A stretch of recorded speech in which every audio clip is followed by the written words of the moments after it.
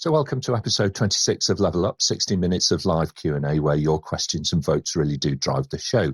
Wherever you're watching, click on the link in the chat and go over to Slido, which is where you can vote up the questions that you would most like answered and, of course, add your own. Today, we're talking all about IT service management and, in particular, how taking up a professional membership can really help you in your career. So let's jump straight in and meet our panel for today.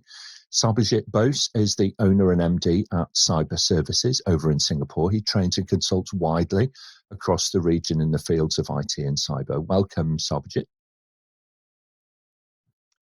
Thank you very much for the nice introduction. I'm happy to be here today and be back yet again and looking forward for a great time. Thank you. Okay, excellent. Yeah, he's a regular contributor now. So thank you very much indeed for giving us your time. Also contributing regularly is Suresh. Suresh GP is the managing director over at TauB Solutions in India, where his passion and drive really do inspire other people to learn. Welcome, Suresh. Thanks, Nick, and always pleasure to be a part of the APMG host and really appreciate what you give back to the community. Looking forward to some great discussions on professional memberships. Okay, excellent. Thank you very much. Sunil Mehta joins next. He's the MD at Quint Consulting Services in India, and he's also on the board of one of the membership bodies most closely associated with IT service management. That's ITSM in India. Welcome back, Sunil. Great to see you again. Yeah, thank you, Nick. Great to be back here today and look forward to a healthy interaction and sharing thoughts. Okay, thank you very much. Mart Rovers joins next. He's returning to the panel again and educates and coaches leaders of the future in service management and other IT-related disciplines over at INTERPROM. Hi, Mark. Great to see you. Hi, Nick. Great to see you and everybody else as well. Looking forward to a great show and particularly the great questions. So please only ask great questions. It's a constant plea, isn't it, from everybody on the panel? Completely agree with that. We'll talk a bit more about that in a few moments. And lastly is Mark Smalley. He's joining us for the first time on the panel today. Delighted to welcome him. He's a writer, a speaker, a trainer and consultant over at Smalley.IT, where he focuses on the management of IT services and systems. So welcome, Mark. Thank you very much, Nick. Yeah, unlike the other serial offenders here, I'm a first-time offender, and delighted to be with you. I'm looking forward to it. Okay, very good. Well, we hope you come back at some point in the future as well. Now, look, if you're watching this and you feel that you could answer some of these questions, volunteer in the chat and we'll be in touch with you to welcome you to a future show. Completing our panel today is Suchitra. She is our question master and joins us from Bangalore in India. So, Suchitra, may we have the first question, please? Hi, everyone. We have a question from Jeffrey in Amsterdam, Netherlands. Traditional service management frameworks tend to be very rigid and inflexible. What is the best way to maintain agility in service management while still benefiting from an ITSM framework? Okay, Sunil and then Mark. I tend to agree to this point when ITIL first came in the early 90s. Yeah, it was very, very specific. But I believe over time, some of the good practices from the industry got incorporated, agile, lean, etc. And I feel ITIL 4 takes it to a whole new level from a process-based alignment to a value-based alignment. And I think that has changed the whole context more from an impact and value rather than being very, very silo-driven. So I would say it is no longer the case as long as you implement ITIL the way it's supposed to be now. Okay, thank you. Mark? Yeah, I'd say that there's nothing inherently rigid about the framework. It's more about how people use it.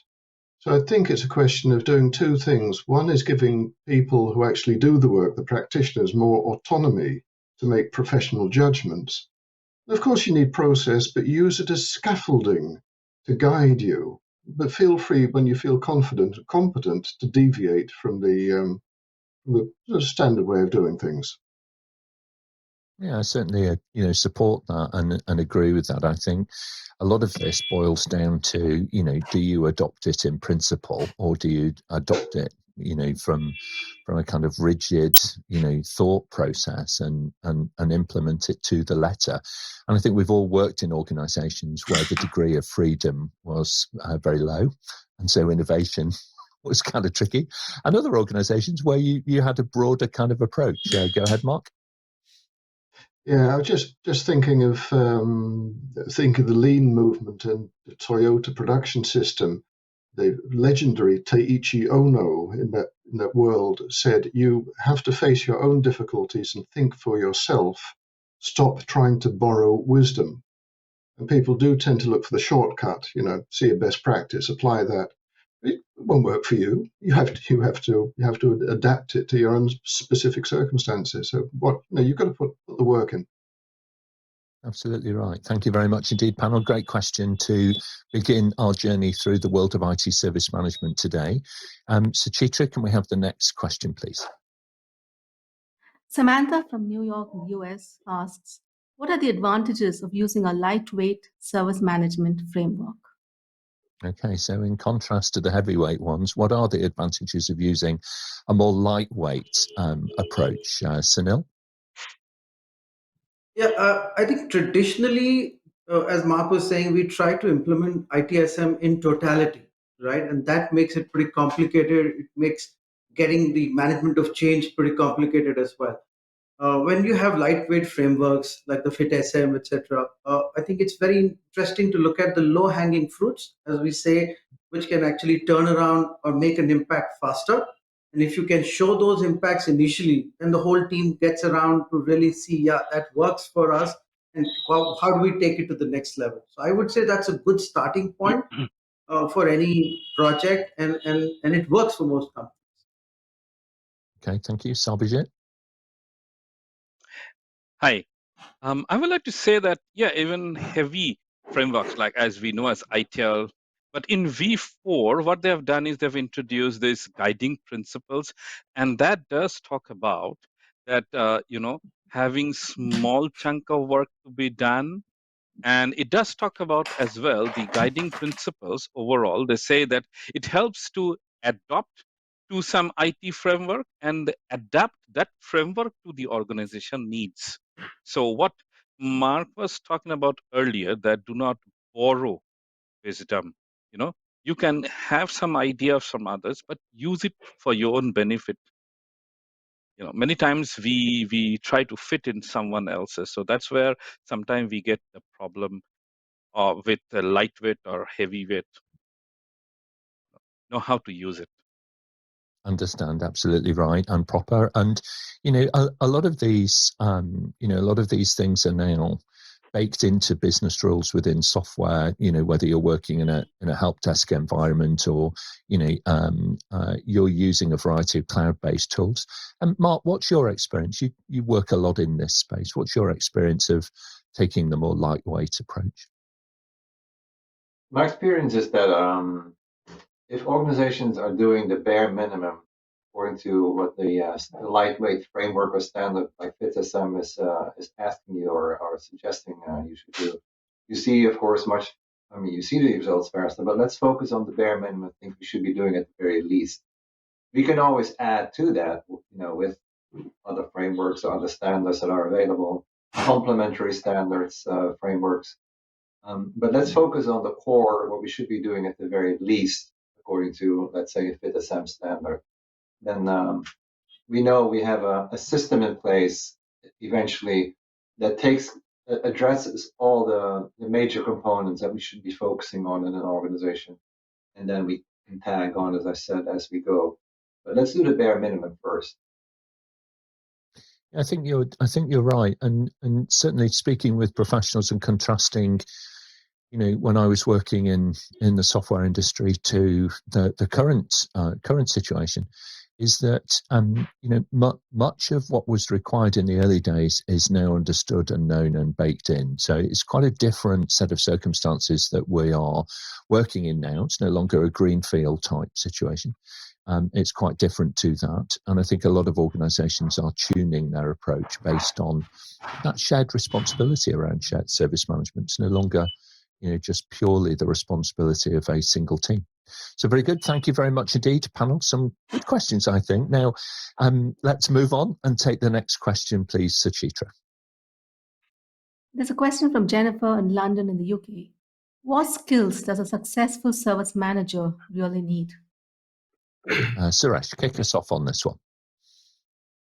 So I think the primary objective is towards what we call a service mindset, but I think we have to move away from a service mindset to a customer experience mindset. So which means that you put yourself into the shoes of the customer, look at how things work around, and make this one. That's the first one. The second skill, which is more important, is persuasive skills. I think service managers really need to fight a tough battle against a lot of these opportunities and initiatives going around the space. So you need to be really persuasive in providing that business value to the head of business or organization that we can kind of run through it. And the last but not the least is ability to understand how to adapt and adopt frameworks. Let's not be too much worried about, let's go to ITIL 4, then probably the next one. I mean, we still have a lot of value to be created from what you have already in your organization. So start from where you are and make the best use of it. So you need to be consistent in delivering value from where you are. Okay, thank you very much. Mark, and then Sunil. I think that service managers can no longer rely on their generic skills, but also need certainly a basic understanding of technology and the business, or preferably both. Stuff like, although you don't have to execute technical tasks, understanding what Amazon EC2 instances are and Git pull requests, and stuff like this. That makes you much more capable to engage with your technical colleagues. And there's another topic. I think stuff like resilience engineering is something that service managers should take a look at. So broaden the skills from the traditional service management skills to more technical and business skills as well, which ties in nicely with Suresh's comment about experience. Okay, thank you very much. Sunil? I believe apart from the technical and the process skills that we're talking about, I would say a lot is going on in the emotional side as well. So EQ skills, the basic behavioral skills, the assertive, aggressive stuff that we talk about, relationship management, and also the management of change, because these are also the change agents. So how do you really bring the change slowly and then probably rapidly within the organization is as critical. So I would say EQ, behavior, as well as relationship management skills. Yeah, I think you're really right there. It's now broadening away from, just working with a narrow group of people to requiring us all to be able to manage quite a complex stakeholder network. And with that all in mind, you've got relationship management, you've got the ability to understand what situational leadership is and apply it kind of at the right time. Mart, in your work, you coach leadership quite a lot. So do you find that service managers can be great leaders in the future because of the complexity that they have to deal with on a day-to-day basis? It's certainly a complex environment they operate in, and I think the answers given are already fantastic examples of what skills service managers should be good at. I'd like to add indeed a few, like be patient, but also be persistent and be disciplined, right? That one service manager, who was managing a change management process, but then broke her own rules. Oops, right? And that was almost it. So in other words, be persistent, be patient, because this is something for the long haul. This is not something that happens overnight. But be consistent as well with your messaging and your behavior, your actions. And I'm going to repeat other things that have already been mentioned. Great answers, by the way. Okay, all right. Thank you very much indeed. Very good panel. Let's move on and we'll take the next question, please, Suchitra. Jeffrey from Amsterdam asks, how do I demonstrate value from an ITSM implementation? The cost of IT is something we are very focused on right now. Okay, Suresh, and then Bikram. Suresh, go ahead. Sorry. So I think the fundamental problem is we always talk about cost, and it has to be shifted towards a value conversation, because cost is, people are willing to pay a premium if we start to focus on the value conversation. So I think you need to shift from cost to value. That is one. The second one is, let's define value from the eye of the stakeholder, right? So is it a turnaround time for resolving the incidents fastly? Is it making sure that the incidents do not reoccur? So we need to understand, what does value look like from the stakeholder perspective? And it's not just always out from an external perspective, it's also about how can you make it internally motivating for people. So we call this something as toil. If I'm repeatedly running my bad jobs and I'm not spending time in actual productive, constructive activities, then there's a lot of toil in my stuff. So how can we make the internal teams also get motivated? So you need to look at value from both internal and external perspective, and make sure that we start to have everybody onto the same page. So an example of a value stream mapping could be a good starting point to define how we are going to look at the end-to-end value chain, and then start It's implementing. certainly some. Yeah, I mean, I agree. It's something which is very poorly understood. What is value? We'll come back to that in a moment. Sarbojit, help us out. How would you do this? Hi. Well, what I had to say majorly, Suresh have spoken about it. But yeah, one thing I want to make sure that when we see things, we always see from the eyes of the business, and business is talking about keeping the cost down to make it more efficient.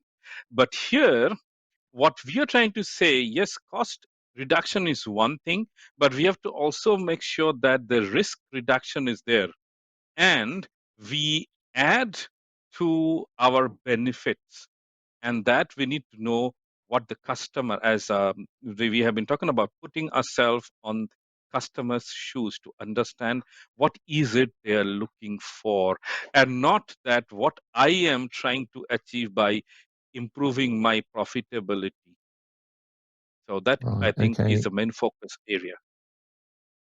It's, putting ourselves in the customer's shoes. That's what service is all about, isn't it? It's really, really important thing to be able to do. So let me just explore a little bit further this concept of, value versus purely looking at things from a cost perspective. So, Mark, go ahead.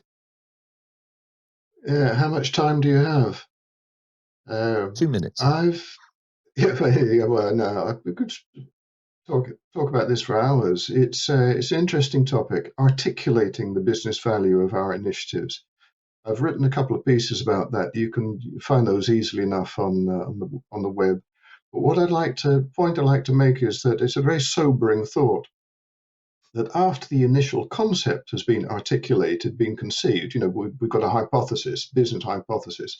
We invest in this and we get these benefits. We invest in IT.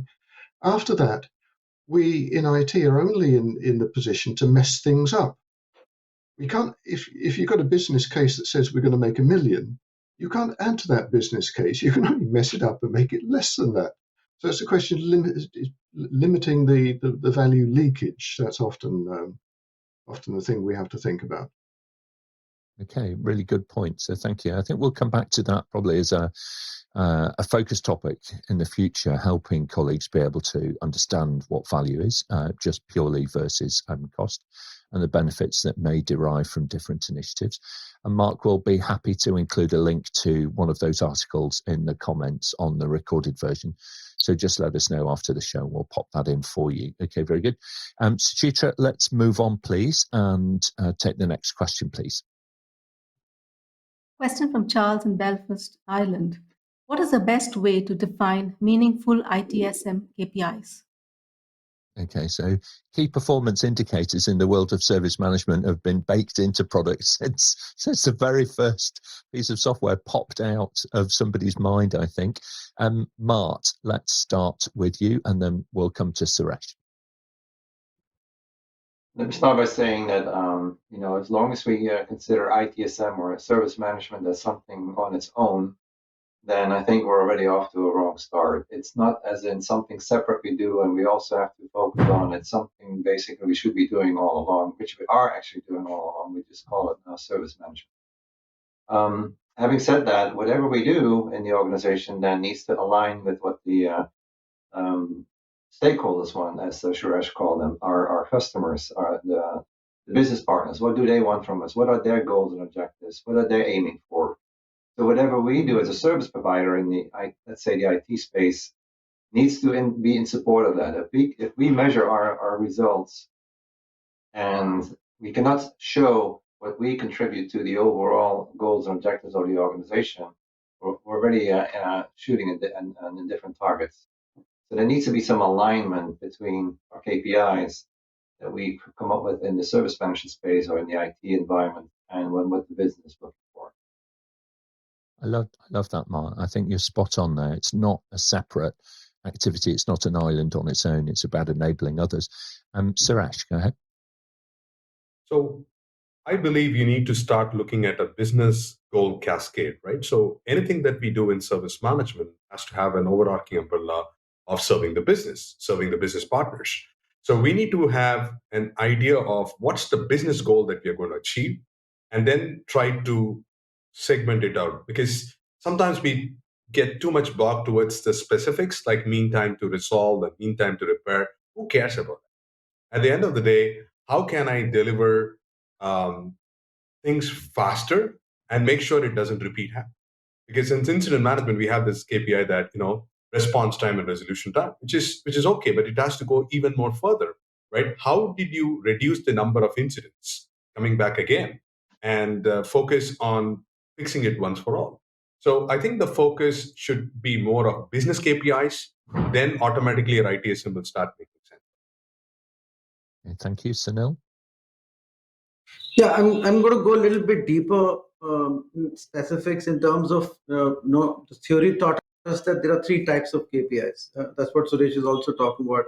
We talk about process-based KPIs, we talk about technology-based KPIs, and we also talk about service-based KPIs. And service-based KPIs are the most tricky ones because we are looking at a service overall, irrespective of multiple vendors managing that. And that's where the troubles happen when we have multiple vendors. So I would say the best way, obviously, is to look at the overall service, right? But then you can't look at overall service if you don't break it up into managing chunks. So I would say an effective KPI would be a combination of these three. At the end of it, we have to deliver what the customer wants as per their requirement. And as long as we're able to do that, it doesn't matter what KPIs we have, we are happy that the customer is happy. The other point is we keep getting asked that, can you share industry KPIs? Can you tell us which other companies doing, what KPIs they're using? So people are more worried about benchmarking rather than looking at how they can improve their own services. So I think that should not be the focus. The focus is focus on the customer and deliver the best quality service that they want. Good point. Very well made. Mark, last thoughts on this? People do tend to get distracted by KPIs. You tend to focus more on the metric than what you actually want to achieve. So you've got to watch out for that. Dave Snowden, the guy behind the Kinefin framework that some people might be familiar with, suggests that you should think about the kind of stories that people tell about your organization. He says what you really want is fewer stories like these and more stories like those. So think in terms of the stories you would like people to tell about your organization and monitor whether they are being achieved in whichever way. It sort of decouples it from those pernicious metrics. Thank you very much indeed. You're absolutely right. Having read an applicant's CV on one occasion that claimed that they were solely responsible. I don't think they used the word solely, but they said that they were responsible for all of the complaints in their business for the last 10 years. Clearly a somewhat erroneous way to put it. So look, if you're watching this on YouTube or on LinkedIn and you want to add a question yourself, then just type it into the chat and we'll pick it up and bring it in, or you can go to slido.com and visit event number 565366 that you can see on the screen. Okay, Suchitra, let's take the next question, please. Question from Jane in Manchester, UK. What is the most effective way to manage our outsourcing providers? And is there a recommended methodology or framework that can help with this? Okay, Sarbojit? Hi. Well, this is the pain point which many of service consumers face. How do I manage my partner who is providing this? The best thing is to know what you need and then measure them. But the first thing you need is to understand what is their capability. So if you know the capability, then only you go ahead in engaging them. And for knowing their capability is not what they say, get it in a proof that they are able to engage them and understand if they are able to fulfill your requirement. And if you are able to do that, then you can do it. It is not about the methodology or a framework that will do the trick. It is about your engagement, the relationship which you can build up, because end of the day it is still between two enterprises which are, you know, mostly human being people working at both ends. So if I can make my supplier, my partner, be really encouraged to know the value and follow the value of my customers, then they will be able to provide what they are looking for, and that will solve most of my problems. I don't need to manage them. They will be self-managing themselves. Okay, thank you very much. Suresh and then Mark. The first thing is, if you want to have a specific framework, you need to look at service integration and management. So this talks about how to set up governance structure for sourcing suppliers and vendors and stuff like that. So that's a very proven model in how do you handle different engagements, right? The second part that is very important is even in service management, we have a supplier management practice. Now, supplier management practice, again, defines the rules of the game of how you need to play around. But I think for me, the most impressive one in the last decade or so has been more about treating your outsourcing vendor as a partner, right? So we are into this game together because remember, your service penalties don't work. If I penalize my service provider, he's not going to be upbeat about working together with me. So let's not beat them to death. Let's focus on building an effective partnership to have a skin in the game, to make these both of them work together to achieve win-win. If they don't win, you don't win, the customer doesn't win, then it's of no use. So make that win-win between service provider, business, and customer. So that's how I think we need to look at this whole thing. Okay, thank you. Mark and then Mart. We've got to realize that it's a heterogeneous environment landscape with various kinds of providers. Some simply, particularly the cloud service providers, some simply dictate their terms and conditions, and you can't call them partners. You can't negotiate with them. And I joked that we need a new process, service dictator management, because you deal with these kind of providers in a completely different way than the smaller, more flexible providers who are prepared to act as a partner. So differentiate between the kind of providers that you have. Okay, thank you. Last thoughts, Mart? Great answer so far. What I would like to add is, and building on Suresh's answer around the partnerships, and also what Mark was saying, sometimes they don't treat you as a partner. ISO 44001 is a standard specifically focused on managing these external relationships. It has 8 phases from the moment you think of, I need to give somebody some of my work, till you basically end that relationship and all the steps in between. So there's some guidance there. Also, ISO 20000 has a nice emphasis on the management of these outsourcing providers, which is becoming a much bigger challenge for many organizations, not only from a service management space, but also from a security perspective. So there is enough guidance out there, but I would like to finish with saying it's indeed all about that partnership. It's a relationship that you're managing, that is all based on managing expectations and everything that comes with that. Yeah, I think you're absolutely right there. Thank you very much indeed, panel. Suchitra, I think we've got time for one more question before we move into the focus topic. We have a question from Bob in Glasgow. IT security is becoming an even bigger issue during the pandemic, with more people working from home. How can we ensure that our ITSM approach takes this into account and adapts to this requirement? It's a really important thing to be able to, empower people from working in different locations to be able to come together and think about it from a security perspective. Mart, your thoughts, please. I'll keep it very high level. We can go deep into this one, but anything you do in service management has a security element to it. So whether you focus on the management of incidents or changes or capacity or continuity or managing requirements, anything you do in service management has a security element to it. So I would encourage anyone who's involved in service management, especially when you own processes or services, then what is it that from a security perspective you should be doing according to standards frameworks out there that have many recommendations. So, okay, thank you, Suresh. So security is everybody's business. Whether you like it or not, you have to make this work. So every service management professional should be on top of understanding how their current role is going to contribute towards the identity and access management and so on and so forth.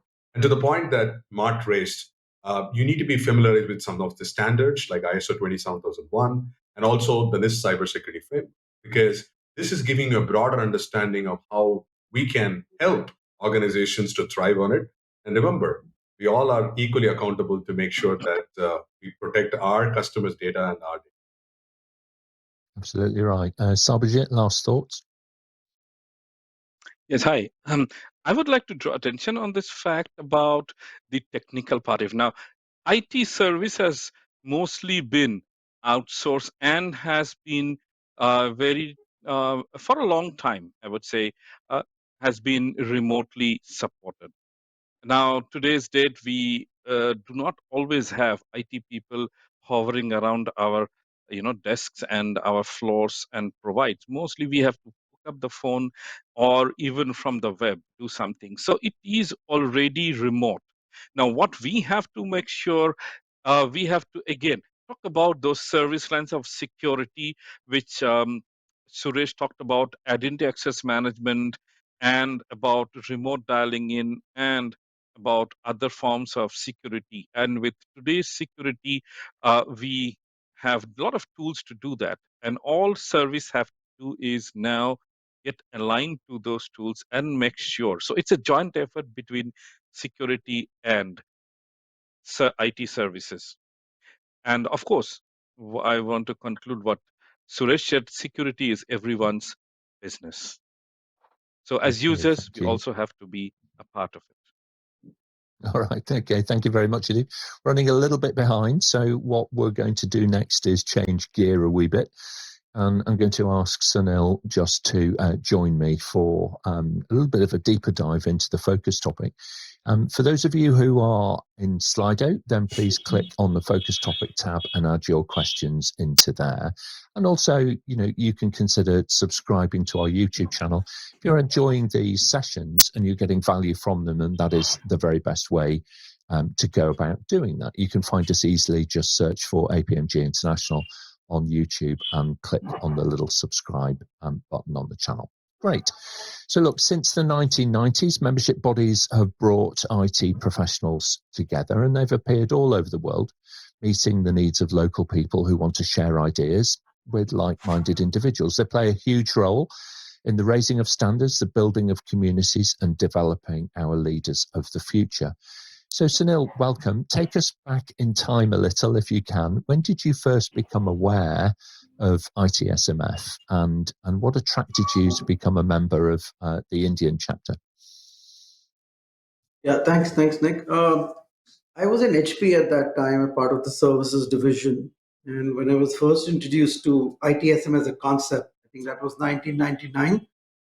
And since then, I was very keen to learn new concepts, what's happening in the world. But there was not much available. Google was not Google at that time, so it was not very helpful. So I connect with a lot of my colleagues around to figure out where can I pick up, where can I read, where can I probably share some of the thoughts, and that's when some of my colleagues pointed me to ITSM International UK and said this is one of at that time the only professional body where we can talk about anything around service management, right? Could be IT, non-IT, but around service management. So we started talking to them, and then we kind of realized that we don't have an India chapter. There were chapters around us, but there was no India. So we collected some like-minded people. Suresh was one of them as well at that time. And we created an India chapter and obviously became professional as well as corporate members at that time. That was 2002, 2003, when my first stint with ITSMF as a professional member and also as a board member. And we were pretty active we had thought initially that this would be as involving to members as it was for board. So all the events, etc., we said it will only work when it's both way and not one way knowledge sharing. Yeah. Okay, thank you very much indeed. It's quite interesting, isn't it? So you'll be coming up soon for a big birthday. You'll be coming up for 20 and 21 years of age soon, which will be brilliant. How critical would you say, as a member, giving back into that community is, sharing your experiences, compared to, say, the Google approach, which is really taking out, from the community? How important is it to put things back in? I think, Nick, one of the challenges that we faced when we started this or any professional body is that everybody wants to learn the best practices, right? What's happening in the industry? Can you give us industry-wise, details? What's happening in telecom? What's happening? When we used to go back to them and saying, "Hey, can you come and share your good practices with us?" Right? And there was a strict no, saying this is confidential. This is, we don't share this stuff. And we were pretty surprised, saying, "Hey, you want to learn what the world is doing, but how would the world know what you are doing? Because best practice is not created in dark rooms, right? Best practices are evolved from good practices from the industry."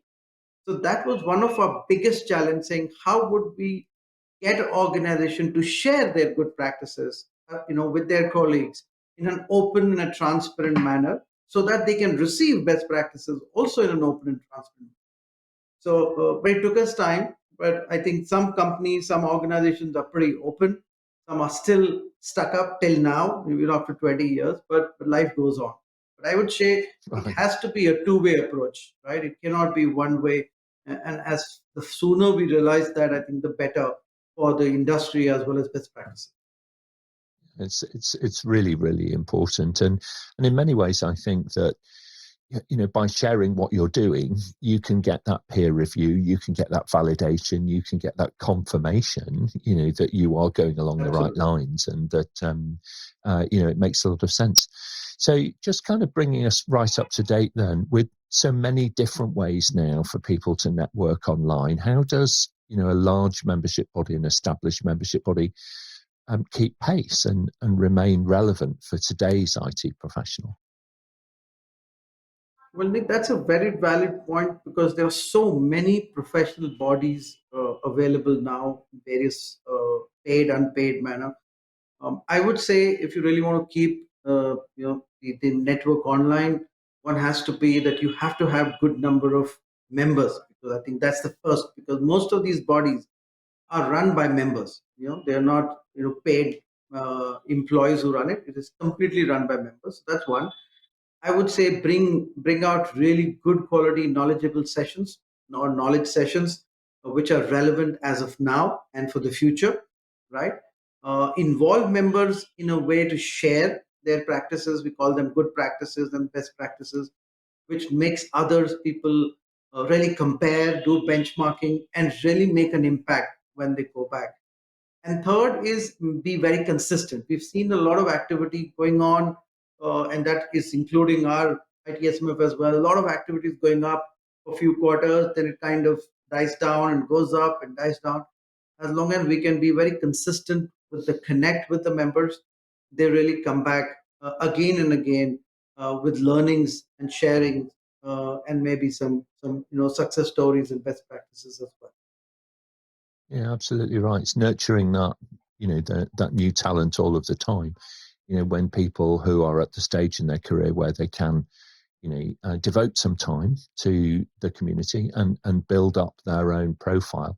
And I would say, for everybody who's watching online and thinking, how do I become, more prominent? How do I build my own personal brand and my own career? Membership bodies are a great way to do that. Get involved, start volunteering, help out, take part, take the notes initially, do whatever it is that needs doing. And then over time, you get invited to do more. Absolutely. So in addition to that, Sunil, what advice would you give an IT service management professional that's starting out their career, in terms of professional memberships? Any recommendations? Yeah, so I would say instead of looking outside, first look in. There are a lot of organizations who encourage knowledge sharing within their smaller community, within the organization. Start there, share your knowledge with people, and that itself, they sometimes make a small club within the organization. There's a service management club, there's an agile club, there's a lean club, there is a quality club, right? So start there. Once you've done that and you feel more confident, then obviously join a professional body as a contributory member. ITSMF is there, SDI is there, or maybe even APMG. You have a very great way of sharing knowledge to your partners and to your community. So then you share, and while you share, that's the beauty of it, you keep learning more, right? Each of those sessions where you are contributing, others are contributing back to you, and your knowledge base of yourself and your organization is actually getting endorsed. And obviously, the other thing which I keep saying is be open to share. Get all the approvals from your organization, saying you will not be able to get the knowledge till you share some part of that to the public. So be part of these forums. Share openly. Maybe create success stories. Create blogs. LinkedIn is a very good way to keep up to date of what's happening. It might not be the best content that you could have written, but that's okay. As long as you do a series of your knowledge sessions, it always comes back and endorses that you are one of those key professionals in the service management industry, which is contributing. So I would say start small inside and then grow your community as we go along. And then people will seek out and say, hey, we've read a lot about you. Why don't you come and speak to our session? And why don't you come over and speak to this session? And that gives you the kind of endorsement you need. Thank you very much, Sunil Mehta. Brilliant as ever. Good insight. That's a really good advice, for folks who are watching. So, Suchitra, let's move back to the panel. I can see some questions which have been stacking up on this focus topic itself. So, let's start off with the first one, please. Question from Amanda in Cape Town, South Africa. How does becoming a member of an ITSM membership body help me with my daily challenges? Okay, Sunil, and then Sarbojit. So as we just mentioned, that it's more community building, more networking. So once you attend a few of these sessions, you may create your own network of like-minded people, and these are the people who will help you in these small daily challenges, where you talk to them and understand. And one-on-one sharing is much more open than a community sharing. I would say these membership definitely helps in your networking and such challenges. Okay, thank you, Sarbojit. Hi. Well, Amanda, I like to remind you that today's date we are always using Facebook and Twitter or WhatsApp and any other social media platform. Now, what do we actually achieve there? We are trying to achieve our social recognition there. We are sharing our social issues and problem and seeking solution. So similarly, we have LinkedIn and other platforms where we can socialize with like-minded people, people who are in ITSM, who are working professionals, and we can exchange ideas, as Sunil was sharing. And we can also be mentored Like if some of us are new in the industry or in the organization, we can ask for mentorship help and be their mentees, or be mentors if I have this experience, and we can grow from there. So it is not only just doing your work in silo, but when you are a part of a community or a body, then you can get more, and it happens both ways. You give and you receive. Yeah, and I would totally agree with that. Giving is the way in which you earn the right. Really, you earn the privilege. In order to be able to receive. I would say as well, it's probably better not to confuse the communication medium with actually the relevance of the membership body itself.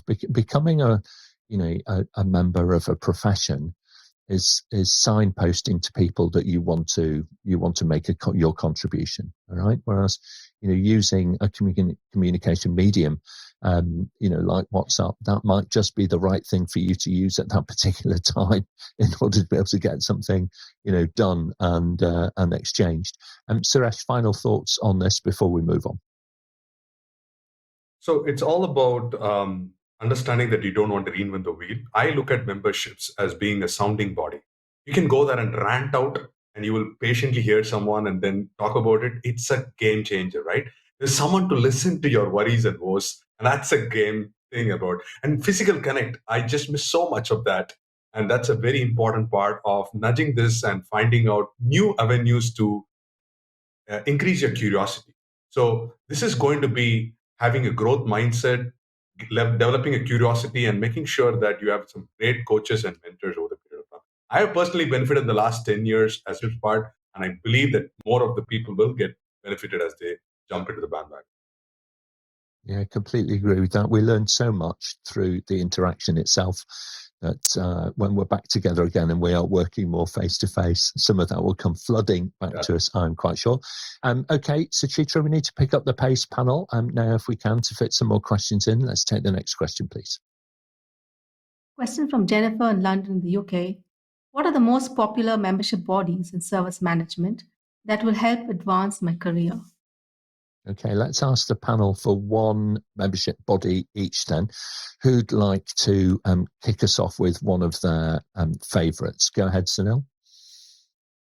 So we just spent some time regarding the ITSMF membership. So I think that's one which Suresh and myself, and I was happy that Mark, when he was in India, he also did a good session for us. So I would say something which is available globally is ITSMF, but there are other bodies as well, and others can contribute. Yeah, thank you. So, Mart, let's give me one that's perhaps off the beaten track a little bit. Off the beaten track. I was going to mention the Business Relationship Management Institute, but I'm not sure if that's off the beaten track. But it's of course one particular element of service management, the whole relationship management aspect. Although it's interwoven into anything you do in service management. So, but off the beaten track one, I'm not sure. I could mention maybe the User Experience Professional Association. That's maybe one that's off the beaten track. That's maybe one to consider. Okay, all right. Thank you very much. We might come back to talk a little bit more about Business Relationship Management Institute in a few moments. Mark, you were going to suggest one. Yeah, a couple of ones. I'd certainly suggest taking a look at a DevOps community. Very adjacent to IT service management. You have to be able to collaborate with people who are in the DevOps space, and you can learn a lot from them as well. Half of it you won't understand, I promise you. It will be far too technical, but that in itself is very educational. The second one is the IT for IT forum, which is part of the Open Group. I've had some great interactions with them, and so they're worth taking a look at as well. They're much closer to ITSM than DevOps, I think. Okay, now Sarbojit and Suresh, one of the challenges of being asked last on the panel is your options narrowing by the moment. Okay, but Sarbojit, any other thoughts to add into the mix? Yes, truly enough. Mark took away one of my options there by talking about DevOps. And yeah, DevOps Institute is one. But I would like to mention something very offbeat, which may seem, yeah, but today, because things are merging and because project to product is happening. So PMI has now reoriented themselves and they have come up with agile, not only just agile, they have got different courses now and they're changing project management approach very differently. So that's another way because we are talking about breaking silos. So if I'm a service management guy, why don't I also join the project management group and know what those guys have been doing? So I would say, yes, go ahead. And well, you don't have to be a certified professional to be a part of the membership. You don't. You That's can be absolutely true. just a member and be contributing to that. Thank you very much. What a great idea. And Suresh? So I'll go with HDI in the US and SDI in the UK. I think these have been fundamentally changing the dimension of service desk professionals. I mean, remember, service desk is one of the single point of contact, but they're also the face of your organization. So if you don't train them, motivate them to go along, however hard you try at the strategy level, you will just break your shackles around. So I would suggest that that's a great way to look at getting yourself supercharged, your professionals to step up the game. What a brilliant phrase that is. And along Sarbojit's line of thinking, I would thoroughly recommend the Change Management Institute. Really good professional body, large body of knowledge to be able to draw upon, and very welcoming to folks who start off their careers in one genre and then learn more and more about organizational change, as they are working. So that's another one to consider as well. Thank you very much. So Suchitra, let's fit in one more question, please. Jane from Manchester, the UK asks, what are the key things a new member should do when joining a professional body? Sarbojit. Right. The first thing you should do is go and meet people. And as Suresh said, this is a place where you can rant, you can talk, and you will find some listening ear. Because if you are not reaching out, no one will come to reach you and rescue you. You have to reach out and ask for help. So reach out before you go and share with them other knowledges. First, you may want to ask them for some help. Then you learn from others. And then when you're more enriched, then you can also contribute back. But before you starting to do that, yeah, reach out and communicate with others, be a part of it, be a part of that body, be a part of that brotherhood. I don't know whether I'm making the right word or not. In today's gender neutral, maybe not so much, but yeah. So this is that you be a part of that body and they will be functioning with you together. Thank you. Thank you. Very good. Mark, last thoughts on this? Yeah, just volunteer to help. It could be a supporting role, could be a leading role, but be of service. Yeah, it's a really good coaching point. That the one thing that I would suggest as well, if you can, I think one of the drawbacks of social media and the immediacy of response is that it often seeks to polarize opinion. So we get served up, the edges of the standard distribution curve of opinion rather than the central peak. So if you can approach with an open mind and offer your thoughts in the full knowledge that you're not necessarily understanding the context in which somebody's opinion is being expressed. So that's just one thought for everybody. Look, very good. Great job, panel. Some really interesting questions that we've had today from everybody around the world. Thank you very much to our producers, who are, of course, the folks who are watching online, adding in the questions into Slido and really driving the show along by voting up the questions that they would like answered. So we hope that we've done a good job for you. So we're just going to come to the panel now for your closing remarks, if we can do. So Sunil, we'll start with you, and then we'll come to Mart next.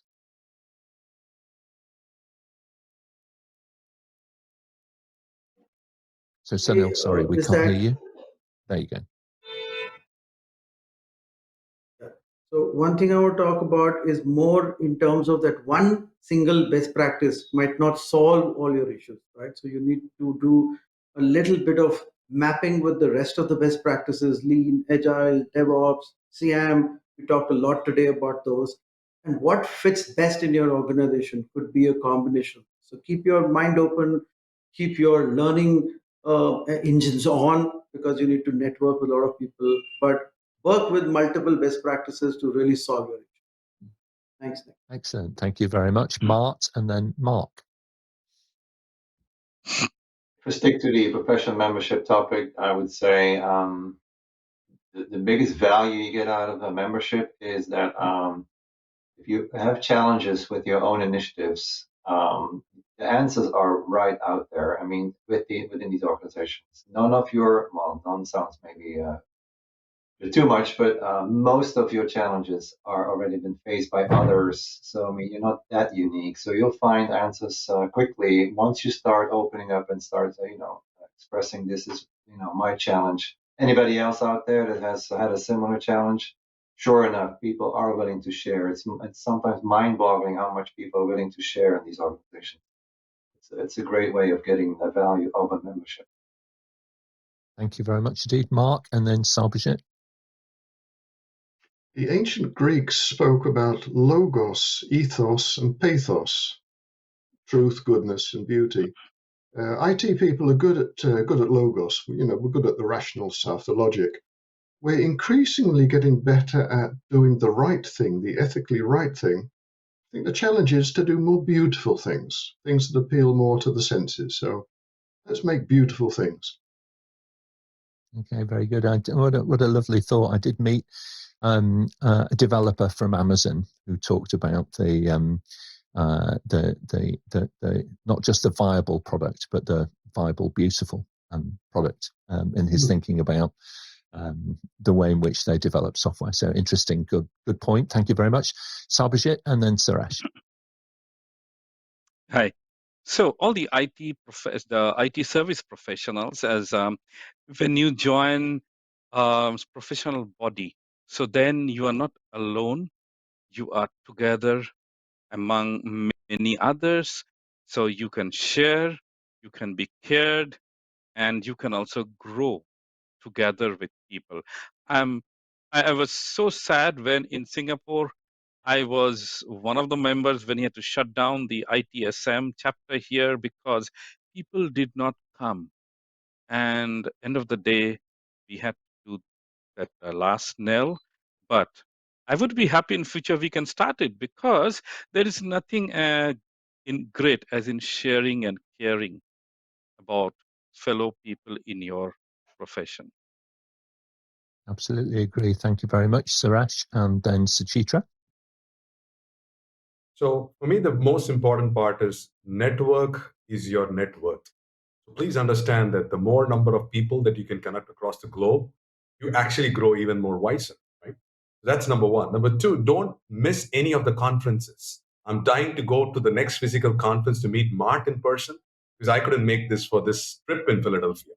So the whole point is, when you meet people face to face, dine, eat together, you see a lot more conversations. That extra conversation is going to get you a lot more richer in terms of wisdom. So please make use of this opportunity. Get out of your mentality of just being in your own organization for so many years. Get that out of that and look at more people, get different perspectives, and make sure that you have a curiosity and inquisitive mind, because you're going to absorb a lot more information. This is one such an example.